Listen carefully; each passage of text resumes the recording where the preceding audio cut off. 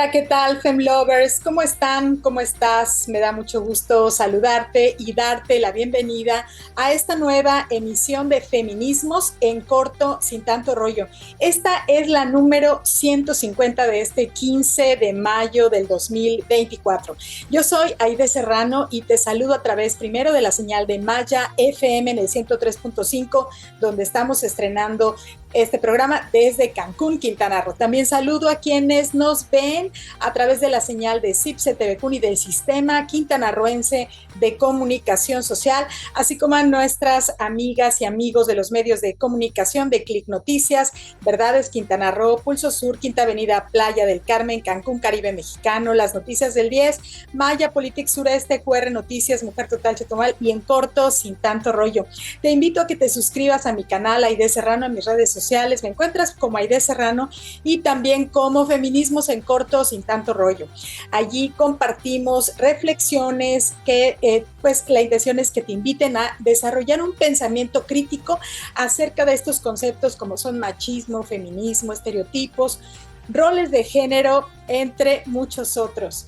También saludo a quienes nos están escuchando todos los sábados a las 2 de la tarde por Riviera FM en el 98.1, los sábados a las 10 de la mañana por Caribe FM en el 101.9, así como los domingos a las 11 de la mañana por Chetumal en el 860 de AM y Chetumal FM en el 100.9, y también los sábados a las 10 de la mañana en Radio Chan Santa Cruz en el 660 de AM.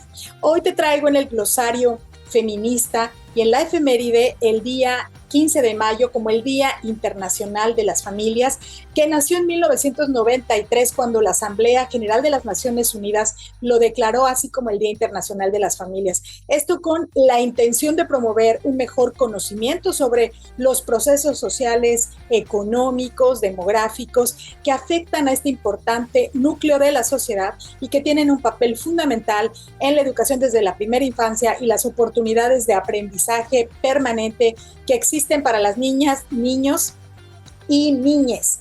También te comparto mi reflexión del 10 de mayo, del Día de las Madres, y cómo muchas madres pues no lo podrán celebrar igual. Será uno de los peores días para ellas, pues no han encontrado justicia para sus hijas quienes murieron a manos de feminicidas.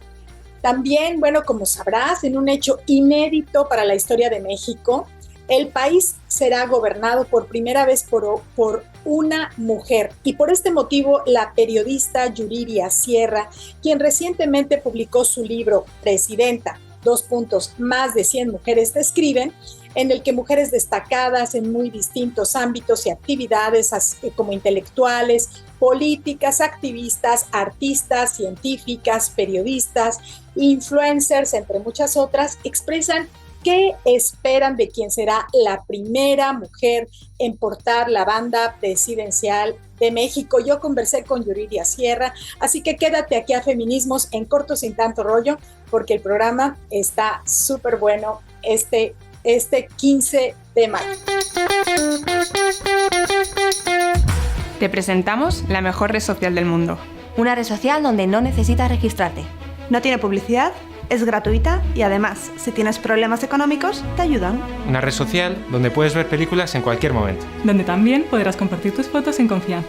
Una red que te asegura que tus mensajes se han leído. Donde puedes jugar en tiempo real con las personas que más te importan. Donde aprender y compartir las mejores recetas. Y conseguir la forma más económica de viajar. Una red donde obtener las mejores recomendaciones para encontrar trabajo. Donde todos los usuarios comparten sus conocimientos de forma gratuita. En esta red social no hay nadie desconectado. Y tus seguidores rezarán por ti cuando lo necesites. Una red social accesible a todo el mundo. Donde nunca se cae el servidor.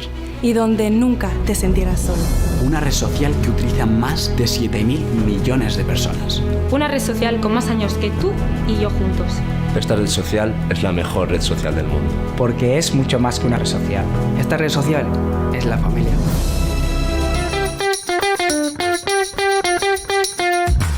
Efemérides feministas, este 15 de mayo es el Día Internacional de las Familias.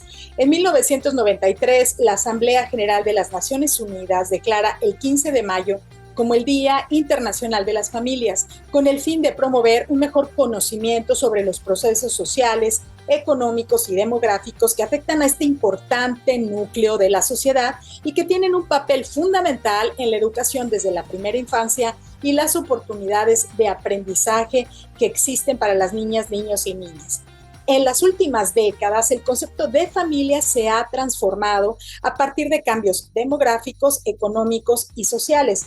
Sin embargo, la Organización de las Naciones Unidas considera que la familia es la unidad básica de la sociedad, aunque se debe tener presente que no se considera un solo tipo de familia. Por ello se habla en plural, familias, haciendo alusión a la diversidad de composiciones que existen en la actualidad. Por ello, es de especial relevancia en esta conmemoración que se enfatice en el respeto a las familias diversas y a la corresponsabilidad de tareas entre sus integrantes para erradicar estereotipos de género y facilitar a las niñas y mujeres que accedan en igualdad de oportunidades a la participación en espacios de la vida profesional y pública. Cuéntame, ¿cómo es tu familia? ¿Cómo se compone tu familia? ¿Es una familia integrada por amigas, amigos, tal vez por abuelas, abuelos, tal vez solamente por la mamá, tal vez solamente por el papá? Estas son las familias diversas, hay muchísimos tipos más y de eso estaremos hablando aquí en Feminismos en corto, sin tanto rollo. Este 15 de mayo, Día Internacional de la Familia, queremos celebrar la diversidad familiar que existe hoy en día. La mayoría de la población, al pensar en una familia, se imagina la familia tradicional de padre, madre e hijos o hijas, pero en la actualidad la realidad es muy distinta. Al modelo tradicional se unen otros modelos de familia que se normalizan gracias a la diversidad. Cada vez es más habitual ver familias diferentes a las tradicionales. A continuación vemos cuáles son esos diferentes tipos de familia. La familia de una pareja sin hijos. El hecho de tener hijos no es sinónimo de ser familia. Las parejas sin hijos también son familia. Familias biparentales, padre, madre e hijo o hija. Familias homoparentales formadas por una pareja homosexual de 2 hombres o 2 mujeres con 1 o más hijos. Familia monoparental, formada por un único adulto, hombre o mujer con hijos. A pesar de que existe mucha gente que cree que las familias monoparentales están incompletas, esto no es cierto. Familias con hijos procedentes de relaciones anteriores. En ocasiones ambos miembros de la pareja aportan a la relación hijos de anteriores relaciones. Familias de acogida, que constan de una pareja o un único adulto que acoge a 1 o más niños de manera temporal, mientras que no puedan vivir en su familia de origen. Familia adoptiva, formada por una pareja o un adulto en solitario con 1 o más hijos adoptados. Familia extensa. Esta está formada por varios miembros de la familia que conviven bajo el mismo techo.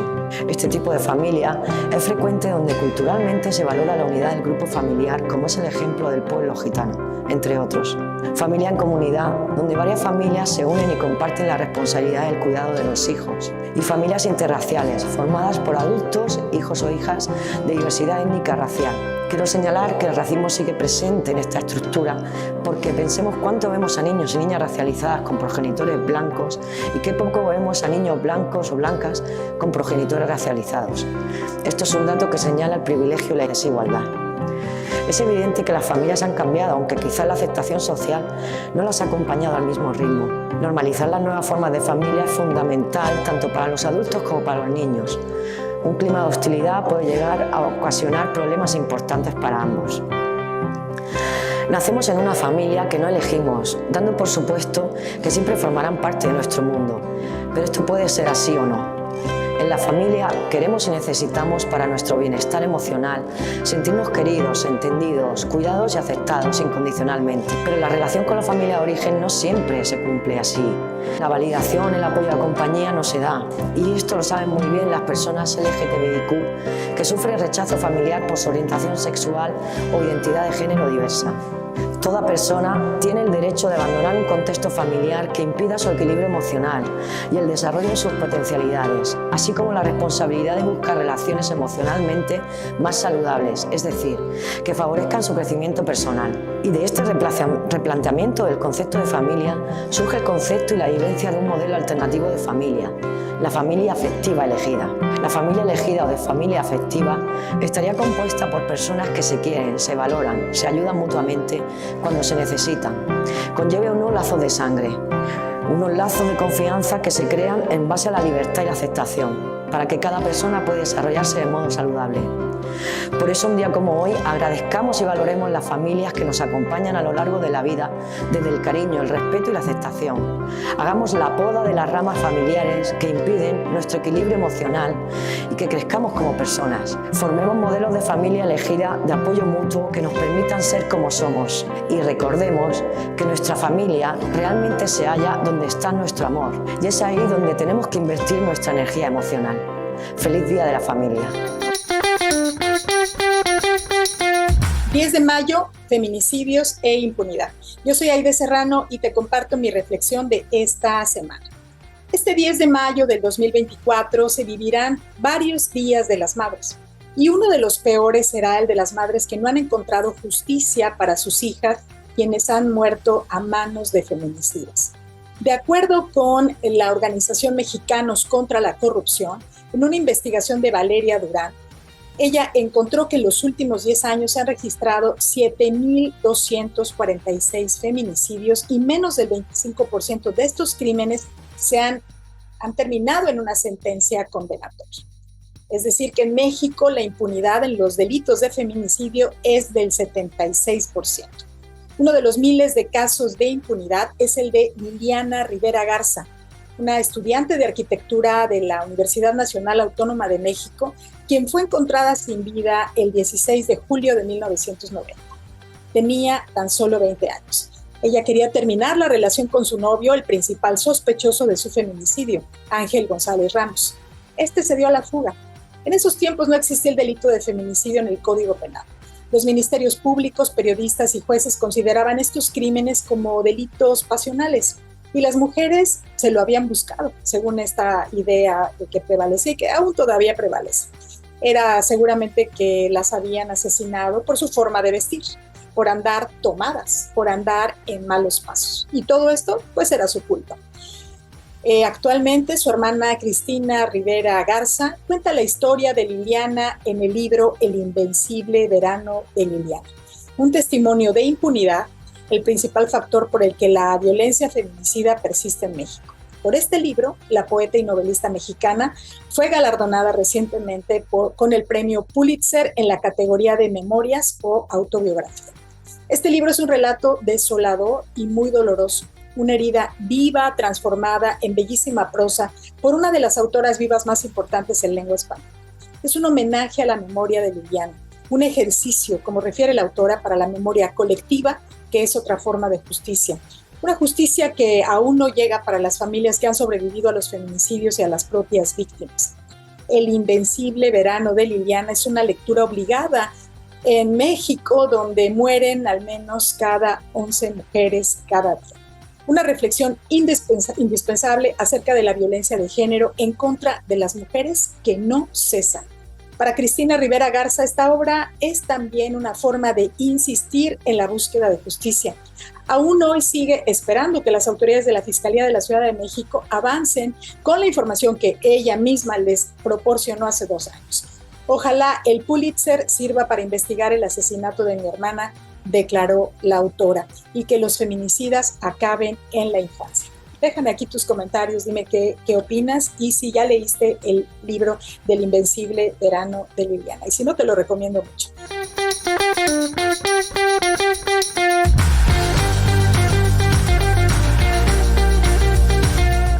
Ya estamos aquí en Feminismos en Corto, sin tanto rollo, con una invitada de lujo, en verdad. Le doy muchísimas gracias a Yuriria Sierra por estar aquí en el programa. ¿Cómo estás, Yuri?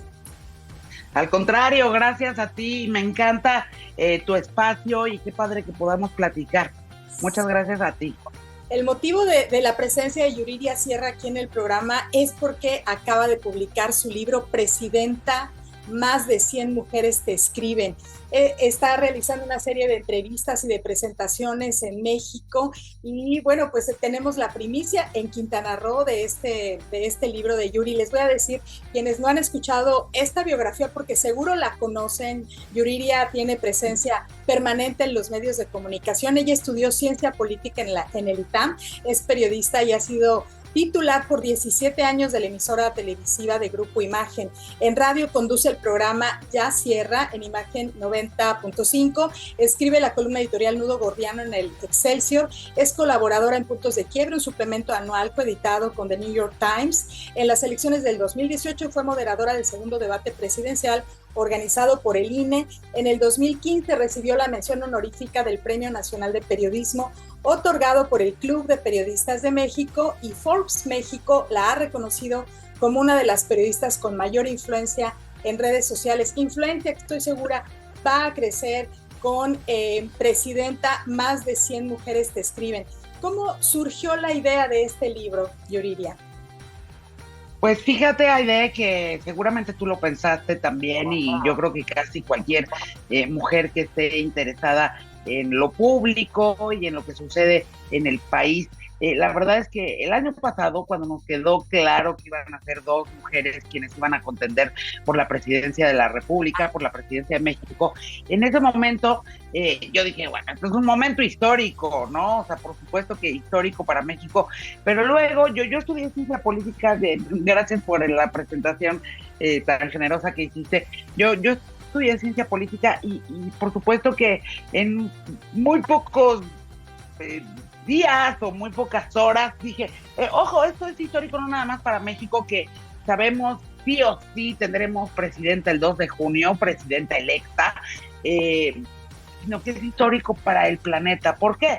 Porque ninguna democracia justamente ha tenido dos mujeres contendiendo por la presidencia de su país. Y eso que hay democracias que son muy antiguas, ¿no? 200, 300 años, algunas incluso han muerto durante un ratito y han revivido después, porque, ojo, o sea, la democracia, como diría Winston Churchill, la democracia puede que tenga muchísimos defectos, pero de todas las formas de gobierno, quizá es la que mejor responde a todas las expectativas de los seres humanos. Entonces se mueren y luego reviven las democracias. Hay que cuidarla, la democracia hay que cuidarla por sobre todas las cosas. Pero bueno, ninguna democracia ha tenido nunca a dos mujeres contendiendo por la presidencia de su país en primera vuelta. México no tiene segunda vuelta, pero nunca ninguna otra lo ha tenido. Entonces esto es histórico, no solo para México, que tendremos una mujer al mando, sino que es histórico para toda la historia de la democracia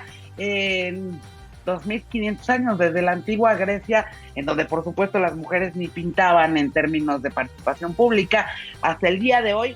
Nunca habíamos vivido un escenario como el que hoy en México estamos viviendo. Entonces dije, quiero saber qué piensan las mujeres respecto a este momento que vamos a vivir. Y fue cuando empecé a preguntarles, y después con Editorial Océano, que se entusiasmó muchísimo con el proyecto, porque, ojo, es un proyecto no nada más para el presente, sino también para el futuro, que en 50, 100 años, cuando las historiadoras, los historiadores se pregunten cómo vivieron las mujeres mexicanas en su tiempo, sus contemporáneas, este momento tan especial que estamos atravesando en nuestro país, pues puedan consultar Presidenta 2 Puntos, más de 100 mujeres que escriben. Es un documento de acompañamiento histórico, sobre todo, y también de acompañamiento en el presente, sin duda alguna, para esa mujer que será la primera en ocupar este cargo. Porque esperemos que sea la primera y después de ella, muchas más. Sí, a mí me parece que justo eso, es una fotografía de este momento histórico. Tu libro se convierte en este documento que va a dar cuenta de esta coyuntura, de este cambio de paradigma que vamos a tener en México. Y te quiero preguntar algo que no quiero que resulte obvio, porque pienso que hay alguna parte de la sociedad que todavía no lo tiene claro. ¿Por qué crees que es importante para México tener por primera vez a una mujer ocupando la silla presidencial?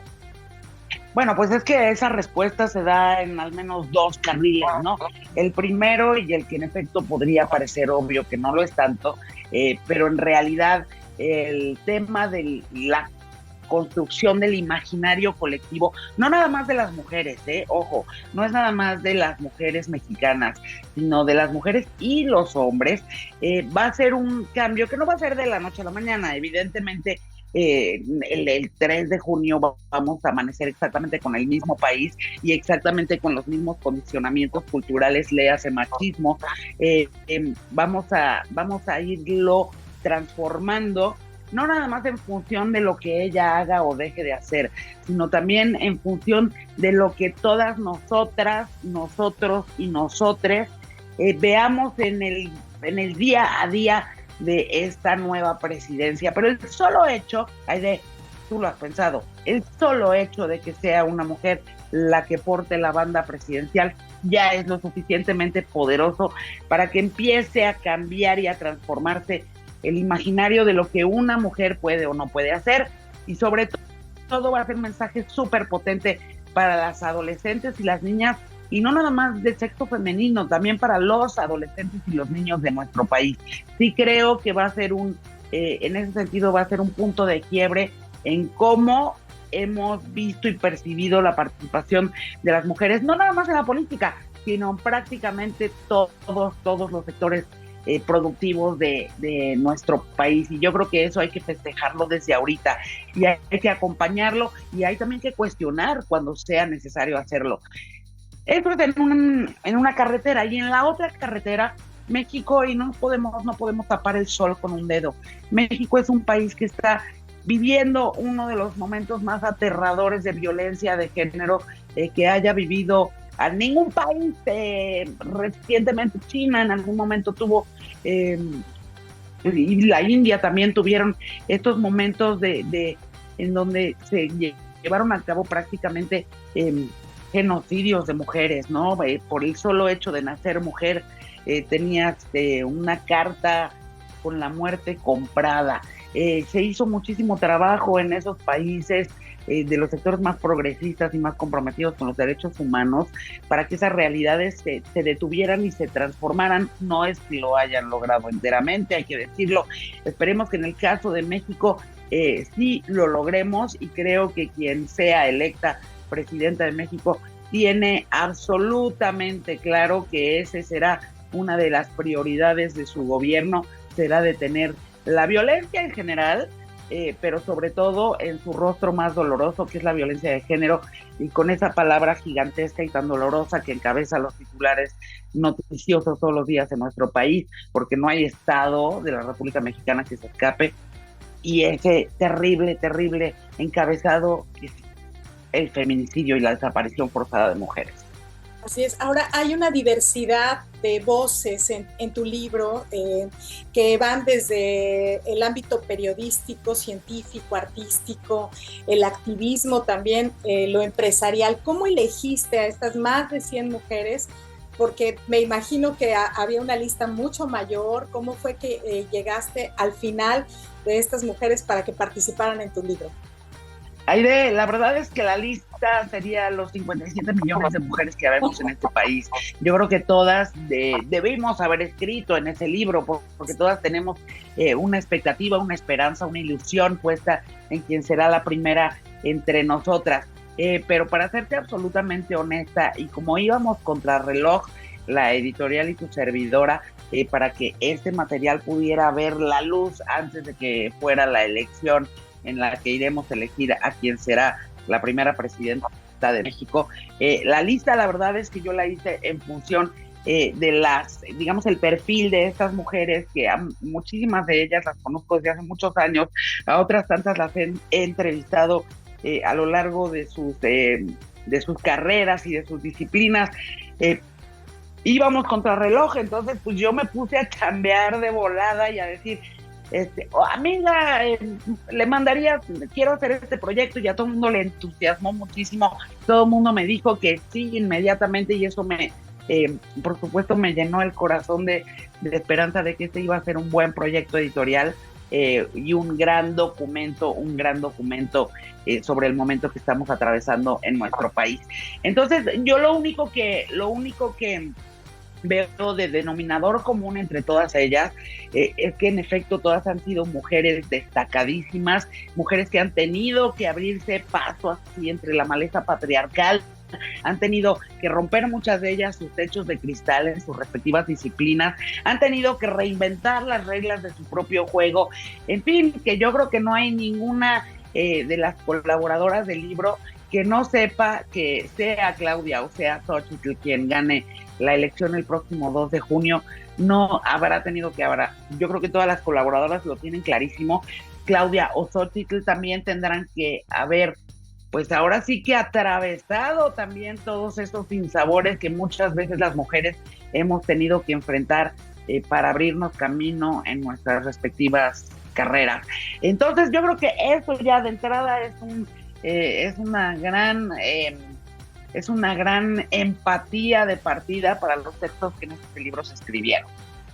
Sí, que claro, estoy conversando con Yuridia Sierra acerca de su libro Presidenta, más de 100 mujeres te escriben, que acaba de salir a la luz. Estamos aquí en Feminismos en Corto, sin tanto rollo. Vamos a una pausa y regresamos.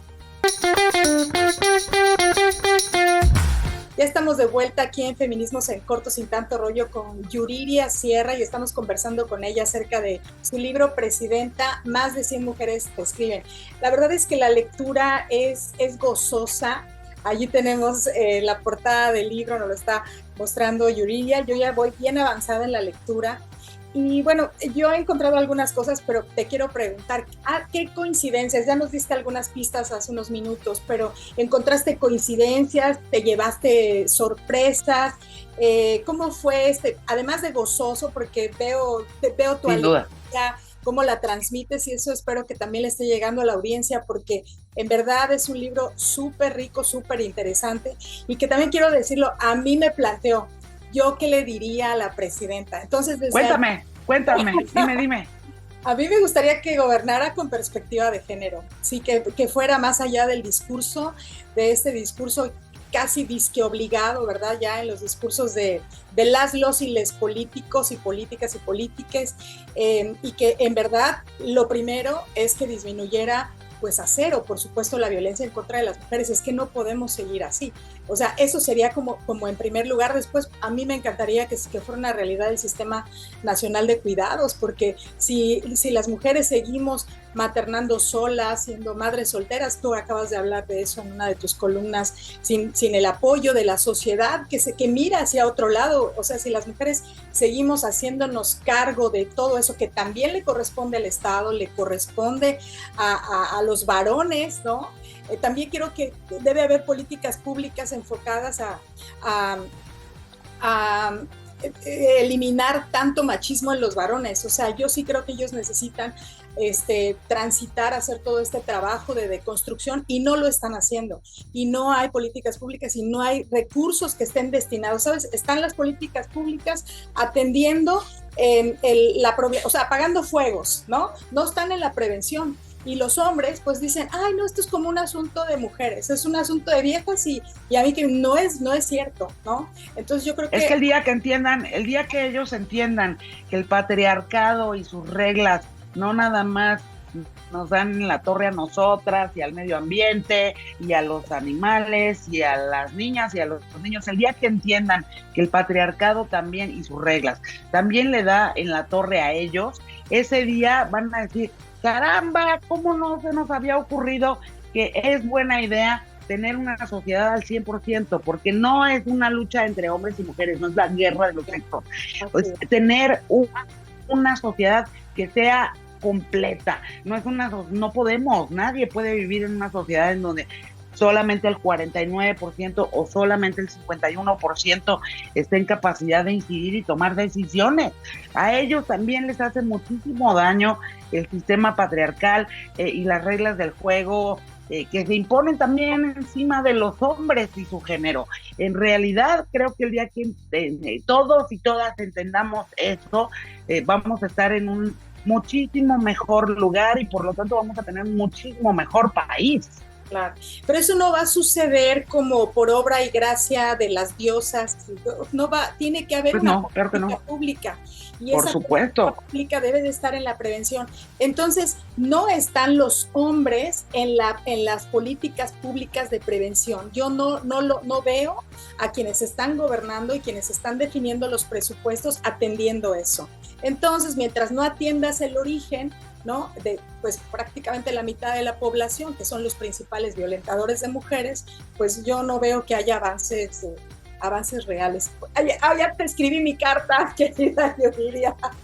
Pues está increíble tu carta, que también coincidiría con el deseo y la expectativa de muchísimas de las mujeres que escriben en Presidenta, 2 puntos, más de 100 mujeres escriben, porque además también, todos ya decías, periodistas, científicas, artistas, académicas, hay muchísimas voces recopiladas en Presidenta, pero también hay políticas de un lado y otro de la cancha.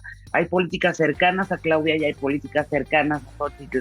Y yo creo que todas, sin excepción, tienen claridad justamente de estos mismos puntos de los que estamos hablando. Y sabes que en el libro hay una ilusión y una esperanza compartida por todas. ¿Cómo no? Pues si somos mujeres y muchas de ellas han estado y dedicado toda su vida, pongo el ejemplo de Marta Lamas, por ejemplo, toda su vida a construir, ¿no? Y a tener incidencia en que tengamos muchísima más claridad de la importancia de la participación femenina. Y yo creo que hoy en día la mayoría de nosotras tenemos claridad de lo importante que es, no nada más por nosotras como individuos, ¿no?, sino en la importancia que ello tiene para las más jóvenes, para las niñas y para todas las mujeres que le dan cuerpo y le dan pegamento además a nuestra sociedad.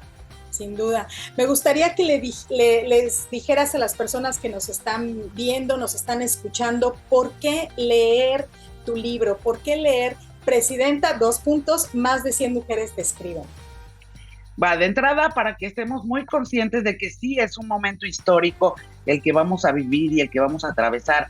Enseguida, para que todos nos involucremos en este cambio, porque los cambios no dependen, y en México estamos acostumbrados a que una persona, siempre hay el gran Tlatoani, el gran salvador de los mexicanos. No hay manera de que los cambios ocurran si no estamos todas y todos involucrados en los procesos que acompañan justamente a las transformaciones. Y yo sí quiero particularmente, fíjate, el otro día me platicaba una chava de Monclova, que mando un beso gigante. Me dice, cuando yo compré el libro, mi esposo me dijo, ay, ¿de qué va? Cuéntame, ¿no? Y hicieron un ejercicio increíble y empezaron a leer cada noche un texto, ella y su esposo juntos, y empezaron a leer un texto tras otro entre los dos, y empezaron, después de que leían el texto, ya lo cerraban y platicaban sobre el texto que acababan de leer. Y me contaba muy, muy contenta, ilusionada, feliz, que su marido le decía, yo no había pensado en esto. Fíjate, qué buen texto, qué buen approach. O sea, a mí eso no se me había ni siquiera ocurrido. Porque claro, en México todos y todas hemos estado desde chiquitos criados para que ese sistema, con todos sus bemoles y con todos sus horrores, hoy los estamos viendo y viviendo quizá de la peor manera, ni siquiera cuestionarlos porque están en nuestro disco duro. Entonces yo creo que ese ejercicio puede ser maravilloso para todas las mujeres que nos están escuchando y también los hombres.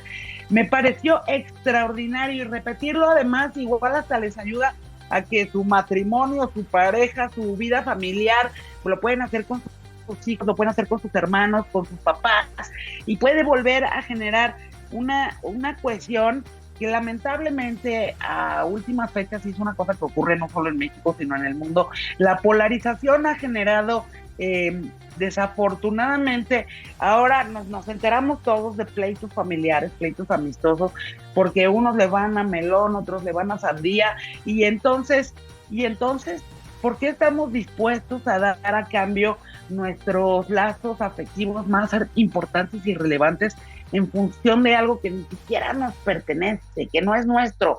¿Saben qué? La mejor manera es involucrarnos todos y todas. Y lo que sí tenemos clarísimo es que el 2 de junio vamos a tener una presidenta. Y yo le digo a los chavos y a los señores que nos están escuchando, o a las señoras que tienen señores y chavos en su casa, que lo empecemos a platicar y que lo empecemos a trabajar entre todos. Porque, ¿qué creen? El 2 de junio vamos a tener presidenta y de eso no hay vuelta de hoja. Sí, que timing tiene la publicación de tu libro, porque es posible que se genere una conversación, pero también una reflexión para votar el 2 de junio. Estas reflexiones que van más allá de lo superficial, porque todas las cartas que contiene tu libro tienen tanta diversidad que puede enriquecer muchísimo lo que sabemos hasta hoy de las dos candidatas punteras. Entonces, yo creo que también el timing de que esté ya disponible, que lo podamos adquirir, me parece importantísimo, porque aún tenemos días para reflexionar acerca de por quién votar.